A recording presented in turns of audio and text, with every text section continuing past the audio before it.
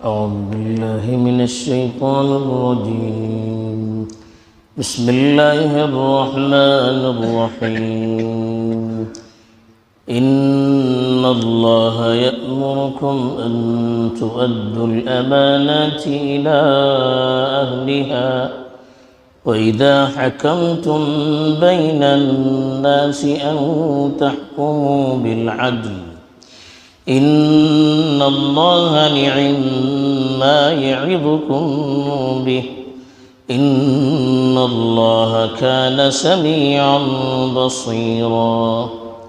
الحمد لله رب العالمين والعاقبة للمتقين والصلاة والسلام على سيد الأنبياء والمرسلين خاتم النبيين محمد وعلى آله وصحبه أجمعين أما بعد. پیچھے سورت کی ابتدا ہی سے کئی آیات لوگوں کی حقوق کی ادائیگی کے سلسلے میں تاکید کر رہی تھی. دوسروں کے مال کو دبائے رکھنے اور حقوق کے ادا نہ کرنے پر وعید بھی سنائی گئی تھی. پھر اہل کتاب کا تذکرہ تھا.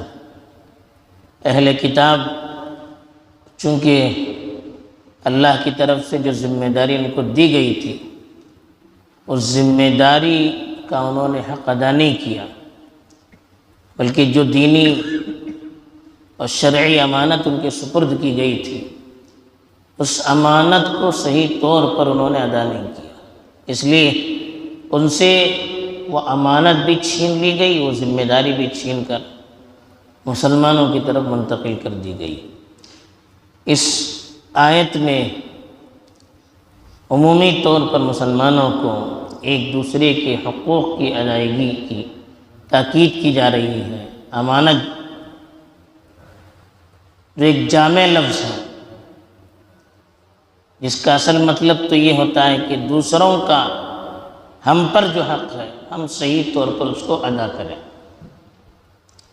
اب یہ جو حق ہے یہ دینی بھی ہو سکتا ہے، دنیاوی بھی ہو سکتا ہے، اللہ کا بھی ہو سکتا ہے، بندوں کا بھی ہو سکتا ہے، معاملات میں بھی ہو سکتا ہے، دینی ذمہ داریوں میں بھی ہو سکتا ہے، سیاسی مقاصد میں بھی ہو سکتا ہے.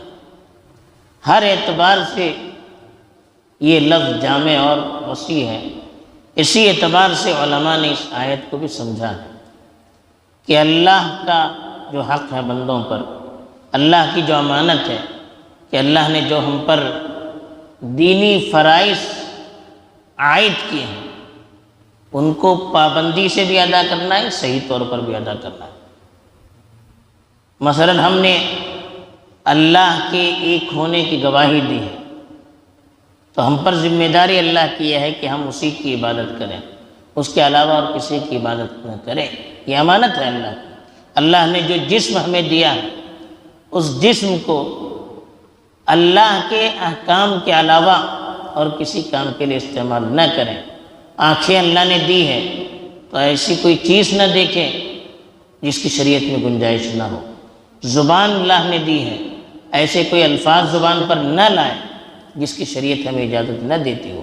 کان ہمیں اللہ نے دیا ہے تو کان سے کوئی اس طرح کی چیز نہ سنیں جس کی شریعت میں اجازت نہ ہو. ایسے ہی ہاتھ ہے، پیر ہے، اپنی شرمگاہ ہے، ہم غیر شرعی طریقے پر اس کو استعمال نہ کریں، اس لیے کہ اللہ کی امانت ہے. اللہ نے عبادات میں نماز فرض کی ہے، وقت پر ادا کرنا، صحیح طور پر ادا کرنا، یہ بھی امانت ہے. روزے فرض کیے، زکوٰۃ فرض کی تو جو نصاب ہے اس کے مطابق وقت پر صحیح طور پر ادا کرنا یہ بھی ایک اللہ کی امانت ہے. ایسے ہی لوگوں کے سلسلے میں ہے. لوگوں کی کوئی امانت ہمارے پاس رہتی ہے، ان کے پیسے رہتے ہیں یا کوئی دوسری چیز رہتی ہے، ہم صحیح طور پر ادا کریں. کسی کا راز ہمارے پاس ہے، امانت ہے، ہم کسی کو بتائیں گے. ایسے ہی لوگ مشورہ کرتے ہیں تو صحیح مشورہ دیں. حدیث میں کہا المستشار مؤتمن، جس سے مشورہ لیا جائے اس کو امانت دار رہنا چاہیے. دینی ذمہ داری کسی کو سونپنی ہے تو ہم دیکھیں کہ وہ اہل ہے یا نہیں۔ سیاسی عہدہ کسی کو دینا ہے، یہ بھی ایک امانت ہے۔ ووٹ دینا ہے، یہ بھی امانت ہے۔ کسی کو چننا ہے ادارے کی ذمہ داری کے لیے، یہ بھی امانت ہے۔ اور اس سے بڑھ کر دین، اللہ نے ہمیں دین دیا ہے تو دین کو صحیح طور پر سمجھنے کی کوشش کرنا، یہ بھی امانت۔ صحیح طور پر لوگوں کو پہنچانا، یہ بھی امانت ہے۔ دین کی باتیں ہمیں معلوم ہے، صحیح دوسروں تک پہنچانا، یہ بھی امانت ہے۔ یہودیوں نے اللہ کے رسول صلی اللہ علیہ وسلم کے متعلق جو پیشن گوئیاں تھیں اس کو چھپا دیا، اپنی شریعت کے احکام کو چھپا دیا، یہ ان کی خیانت تھی۔ اگر ہم بھی اسی طرح سے کریں گے، اللہ کی کتاب کو صحیح طور پر سمجھنے کی کوشش نہیں کریں گے یا صحیح جو پیغام ہے اس کے مطابق ادا کرنے کی کوشش نہیں کریں گے تو یہ بھی امانت میں خیانت ہو جائے گی۔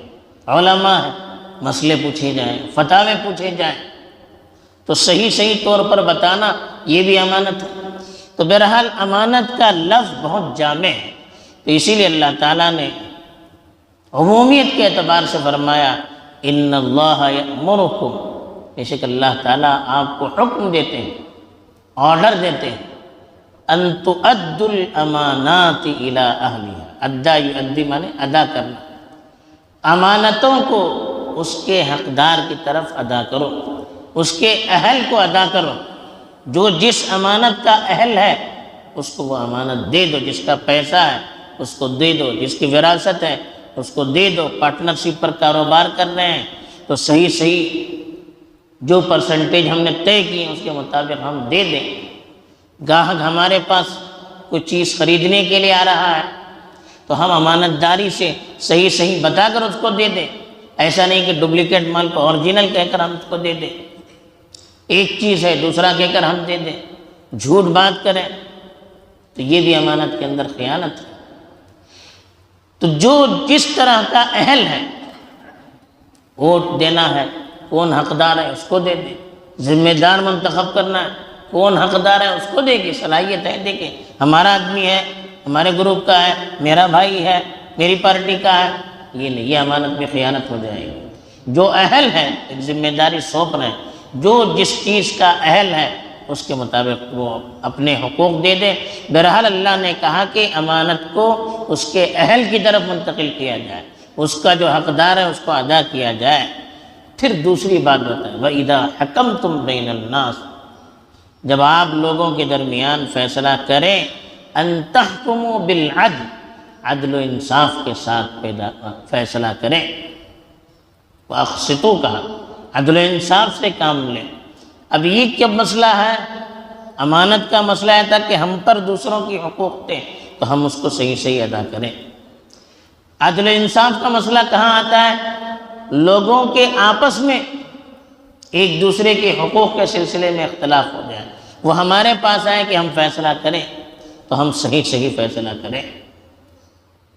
کوئی اپنی وراثت کے سلسلے میں آئے، کوئی آپسی اختلافات کے سلسلے میں آئے، گھر میں اختلافات ہو جائیں، محلے میں اختلافات ہو جائیں، علاقے میں اختلافات ہو جائیں، یا ایک دوسرے کے حقوق کے سلسلے میں فیصلے کے لیے ہمارے پاس آئیں تو ہم سے کہا گیا کہ ہم عدل و انصاف کے ساتھ فیصلہ کریں، جس کا جو حق ہمیں صحیح طور پر سمجھ میں آتا ہے اس کے مطابق ہم اس کا فیصلہ کریں۔ یہ نہیں کہ اپنی مرضی کے مطابق یہ میرا آدمی ہے اس کا سیٹ ہم لے لیں، اس طرح سے نہیں ہونا چاہیے۔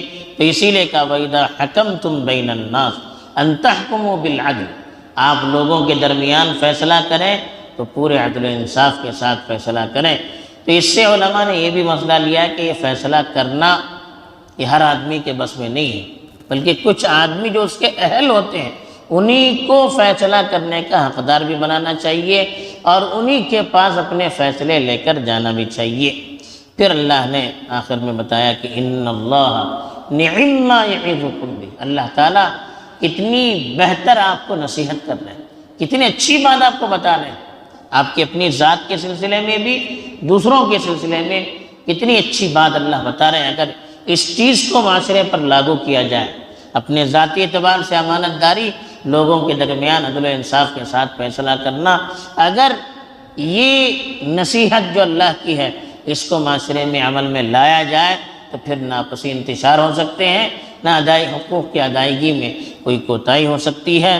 پھر اللہ نے کہا ان اللہ کان سمیعا بصیرا، اللہ تعالیٰ ہر چیز کو پوری طرح سننے والا ہے، چھپ کر کریں، کھل کر کریں، دل سے کریں، باہر کریں، زبان سے کہیں، اللہ ہر چیز کو سنتے ہیں۔ بصیرہ، ایک ایک چیز پر اللہ کی نظر ہے، کون کس جذبے سے کر رہا ہے، کس نیت سے کر رہا ہے، یہ بھی اللہ جانتے ہیں۔ کون حقوق دبا رہا ہے، کون صحیح طور پر ادا کر رہا ہے، کون صحیح مشورے دے رہا ہے، کون نہیں دے رہا ہے، کون اپنے حقوق کے صحیح استعمال کر رہا ہے، کون نہیں کر رہا ہے، یہ ساری چیزیں اللہ کو معلوم ہے۔ جب اللہ کو معلوم ہے تو اس کے مطابق وہ حساب کتاب ملے گا۔ بہرحال یہ جامع آیت ہے اور ایک بہت بڑا پیغام جس کو اللہ نے بہت اچھی نصیحت کہی ہے، وہ پیغام ہمیں دیا جا رہا ہے، اس کو سامنے رکھ کر ہم اپنا بھی جائزہ لیں اور اس کے مطابق زندگی گزارنے کی کوشش کریں۔ اللہ توفیق دے، آمین۔ وآخر دعوانا الحمدللہ رب العالمین۔ سبحان اللہ وبحمدہ، سبحانک اللہ۔